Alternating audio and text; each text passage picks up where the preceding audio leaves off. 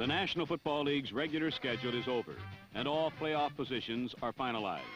For the Vikings, Raiders, Redskins, Rams, Steelers, Cardinals, Dolphins, and Bills, a veritable second season is about to begin.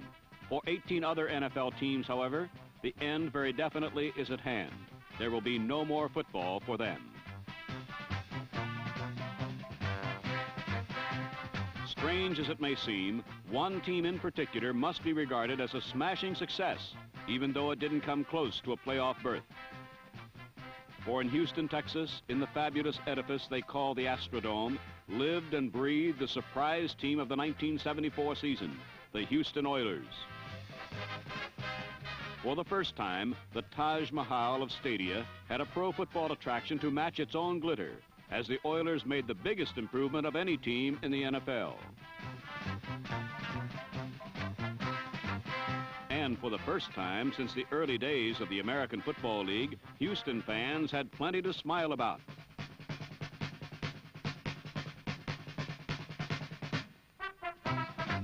So in a week which saw much ado about a little, with the division playoff berths already determined, we're going to take a look at the surprising Houston Oilers. Many people feel this man, Sid Gilman, should be Coach of the Year. He probably won't be named so, but anyone who could take a team that finished with only one victory against 13 losses in each of the past 2 years and turn it around deserves serious consideration. In his first full season as head coach, Gilman took the ragtag team that was Houston and cured their chronic habit of finishing last. With their 7-7 record, they avoided a losing season for the first time in 5 years. Prime ingredients has been the passing of number 7, Dante Pastorini. He and sensational rookie Billy Johnson have been Houston's main threats on offense. While the Oilers are on the way up, their opponents of last week were definitely on the way down.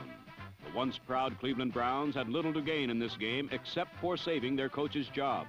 Nick Skorich's club is already assured of the worst record in Browns history. Only the second time Cleveland has ever failed to field a winning team. They are settled comfortably in Houston's customary spot in the AFC Central Division cellar.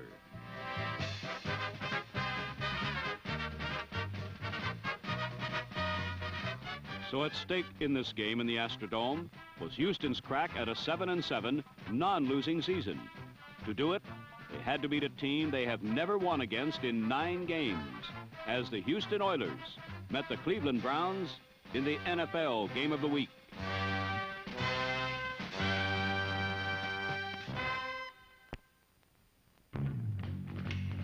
With a chance to even their season's record at 7-7, the Oilers and Sid Gilman were sky high for the Cleveland Browns.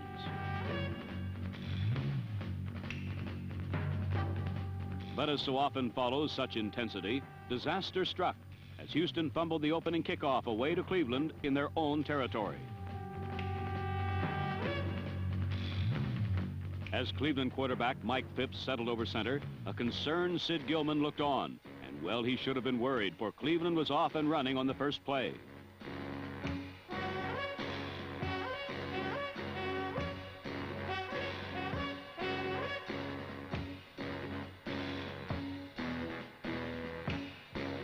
The Browns' Ken Brown had started things off well for Cleveland, but a penalty soon sent Cleveland back to the Houston 41. Mike Phipps aired out his arm, and the Browns had a touchdown. Steve Holden scored with only over a minute gone in the game.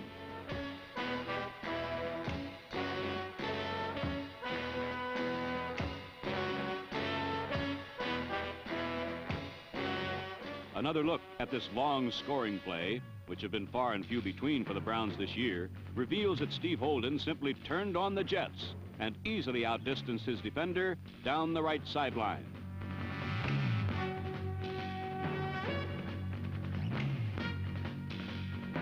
Holden is the one receiver with the speed necessary to complete the long ball, and this has been Cleveland's major weakness, a lack of good receiving. A number 1 draft choice last year, Holden is only now beginning to blossom. Unfortunately for the Browns fans, Mike Phipps has continually regressed from his fine season of 2 years ago.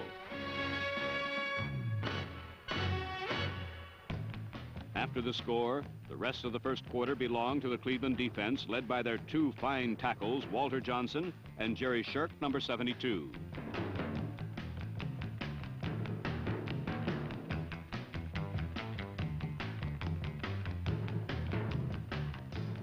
The only bright spot for Houston was this 18-yard burst by setback Fred Willis. But this short Houston foray into Cleveland territory was ended when Browns rookie defensive end Mike Seifert sacked Pastorini for a 13-yard loss.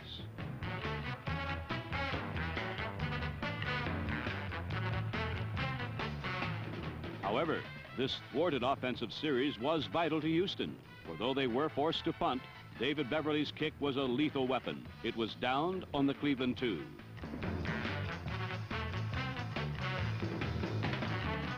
Perhaps no facet of the game has been affected by the new rule changes more than the punting game. All year long, the result has been long, exciting runbacks or pinpoint placement that puts the enemy in jeopardy near their own goal line. This is exactly what happened to Mike Phipps. The Oiler defense held Cleveland without appreciable gain from the 2, and as the second quarter began, Don Cockcroft was forced to punt from his own end zone. Cockcroft, one of the few bright spots for Cleveland all year, got off an enormous 64-yard punt. It was fielded by Billy Johnson.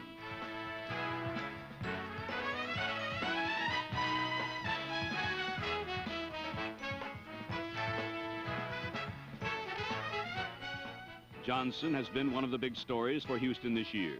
The 15th round draft choice is second only to Greg Pruitt on kickoffs and ranks third in punt returns. The rookie's 34-yard return put Houston in Browns territory and gave the team a tremendous lift. Pastorini quickly exploited his advantage by passing to Billy Parks all alone at the left sideline for an additional 27 yards.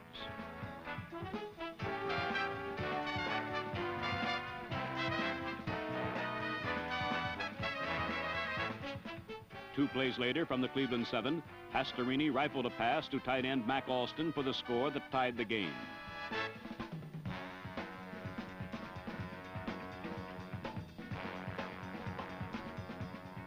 A second, closer look at the scoring play shows that the 230-pound Alston simply ran over rookie safety man Eddie Brown at the goal line. Alston, known more as a blocking end, had his third touchdown of the season, and Houston had a tie, 7-all. But Cleveland came roaring back. On the kickoff following Alston's touchdown, little Greg Pruitt cut across field and went 40 swift yards with the ball.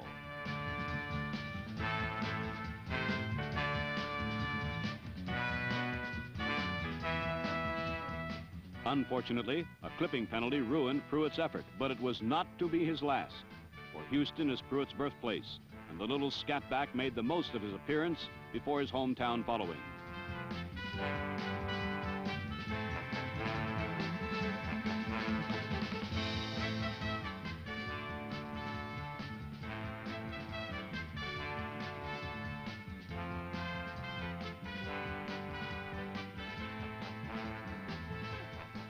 Pruitt was a one-man gang on this drive, but the most unusual play was pulled off by Mike Phipps when he got a good bounce and still managed to hit Milt Morin for a completion.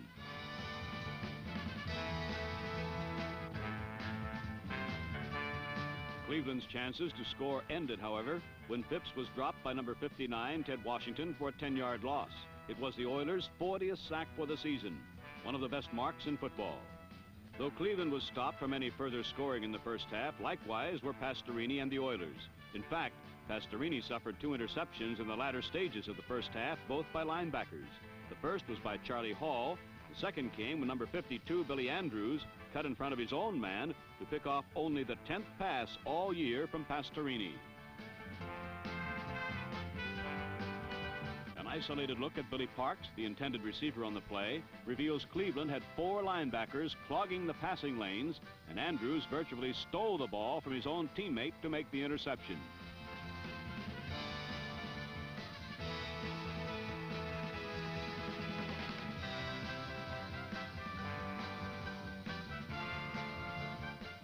So, with no further scoring from either team, the half ended in a 7-7 standoff.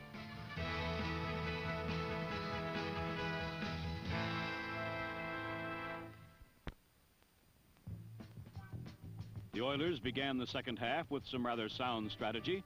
Keep the ball away from Greg Pruitt. Skip Butler's kickoff instead went to Jim Romanishin, and the former college fullback thought several times about flashing the old collegiate running style before pitching back to Pruitt, with disastrous results. Romanishin's errant pitch was recovered by Oiler Tom Maxwell on the Cleveland 25.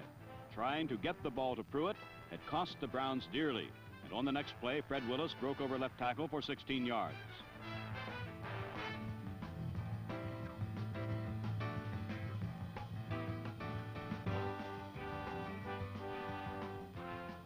Then from the 6, Pastorini lofted a perfect pass over number 23, Clifford Brooks, and the Oilers had the lead. Looking at the play from our end zone camera, we can see that number 84, Billy Johnson, had Brooks turned with his back to the pass, and the fine touch of Pastorini, who dropped the ball in perfectly. Johnson, a 15th round draft choice from Widener College, was making his final run for Rookie of the Year by adding to his nearly 1,600 yards in total offense, and his touchdown early in the second half of this game put Houston on top 14-7. But on the Browns' first play of the second half, they nearly got right back into the tie.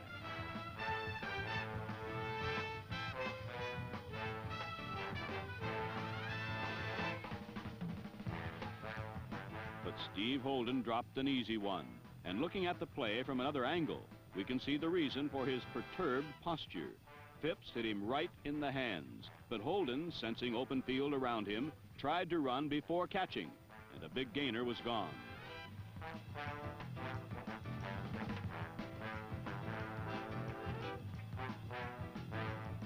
Holden's hurting hands had helped Houston, and some sun even managed to peek through the dome as Oiler fortunes appeared to be gushing again. But on their next series, they went nowhere.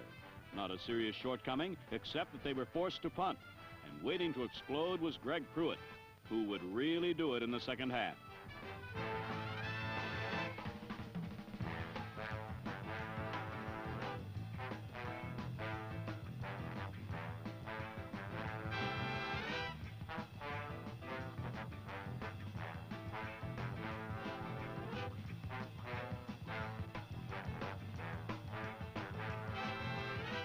Pruitt's 29-yard return to the Oiler 23 set up a short drive that he finished with a 4-yard smash to tie the game at 14.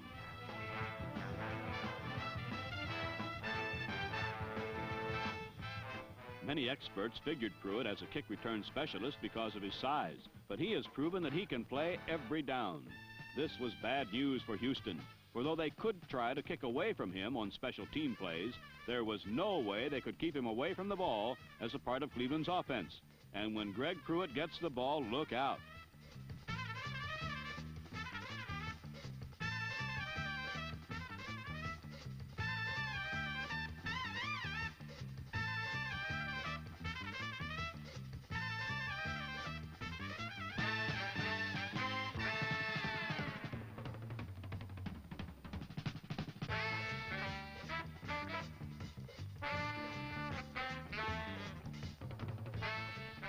Pruitt's second big play of the half was shortened somewhat due to a penalty, and a repeat of the play points out the culprit. But it also reveals a fine play by Phipps, who got the ball away despite a hard blitz. The blitzer was Guy Roberts, who would have been covering Pruitt.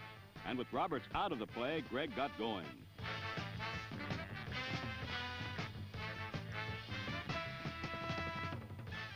Now for the penalty. Watch the left part of the screen as number 30, Ken Brown, clips on the play. The penalty cost Cleveland a touchdown, for though much of Pruitt's run did count, the Browns could not get the touchdown back.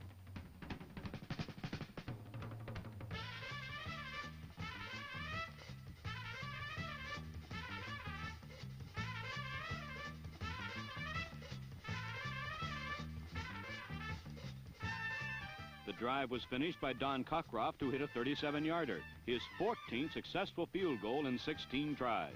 But Cleveland led by only 3 at 17-14, and the 4 lost points would be the difference by game's end.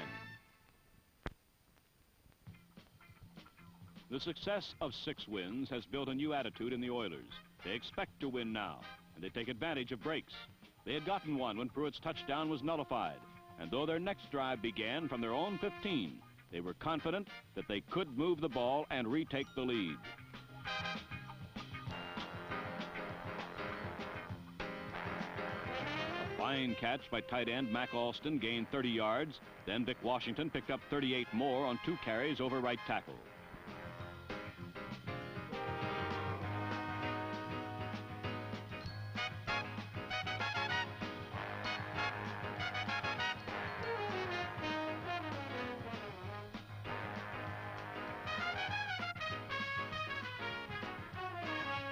Then from the 5, Fred Willis followed a great block by number 64, Ron Saul, into the end zone. In just 7 plays, the Oilers moved 85 yards and led again 21-17. But late in the third quarter, Pruitt was doing it again.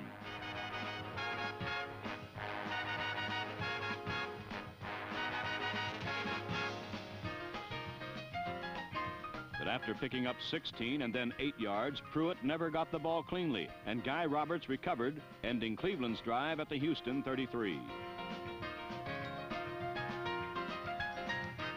If Houston is to be a challenger in the future, they must prevail in the games that they are favored to win. This game is a good example, for most experts pick them over the Browns, and they could prove that they are that kind of a team by taking advantage of this final break and putting the Browns away. But the Oilers failed to move the ball, and later saw an interception go to waste. Like many Houston quarterbacks over the past several years, Pastorini felt the frustration of the missing final piece to the winner's puzzle.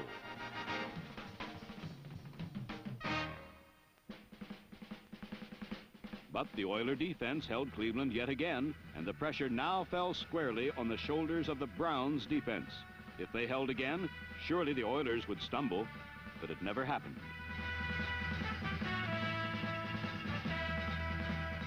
Given another possession, Houston jammed the ball through and around the Browns defense.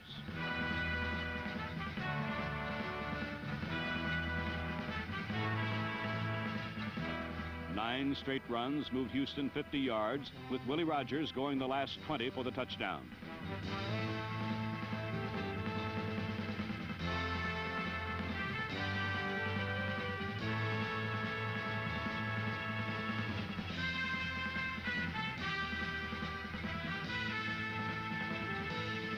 Rogers' touchdown put the Oilers ahead 28-17. Houston's offense had moved when it had to, but 3 minutes still remained. And with Mike Phipps making use of a hot rocket in Greg Pruitt, the game was not over. First, Phipps stayed away from Houston's prevent defense and ran Pruitt wide.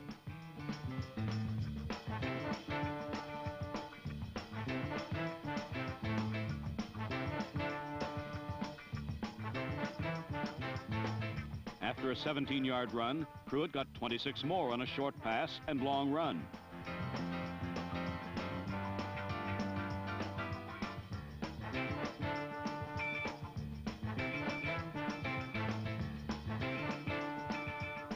But when Phipps tried the same play, Pruitt bobbled the ball, upsetting the timing of the play, and it was stopped before Pruitt could get rolling. Though the play gained only 1 yard, Cleveland picked up 30 on 2 15-yard penalties called against Oiler linebacker Steve Kiner. And suddenly, Cleveland was on Houston 17 with still 2 minutes to play.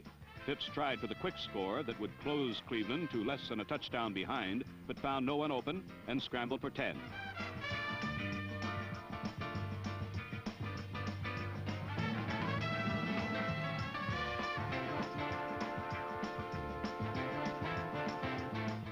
Then from the 9, with still a minute and a half left, Phipps found Fair Hooker for the score. Cleveland still had a chance.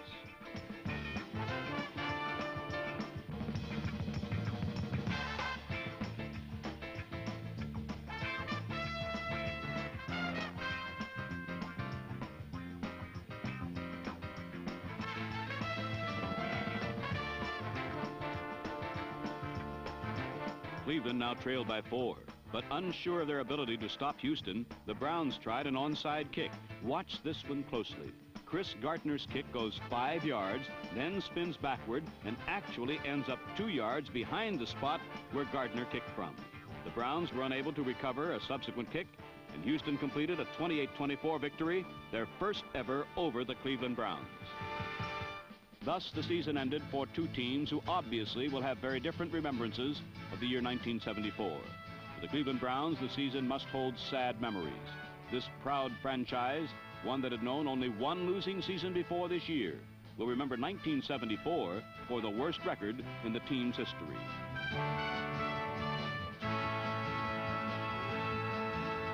For the Houston Oilers, 1974 was a dream. Sid Gilman led a team that had won a total of just 2 games in the preceding 2 seasons to a 7-7 record and second place in the AFC Central Division. They are not in the playoffs, but few would have even considered them a threat before the season began. The Houston Oilers are a new team now, competitive and capable of beating anyone, and the team and the coach deserve a hearty well done. Coach Gilman and his players will have to learn to live in a new atmosphere now. They are winners. There will always be those, like this unidentified fan, who will want to reach out and touch in hopes that the success that the Houston Oilers enjoyed in 1974 will rub off on them.